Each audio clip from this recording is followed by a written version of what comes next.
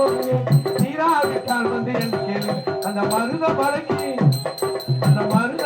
நீங்க வந்து பாருங்க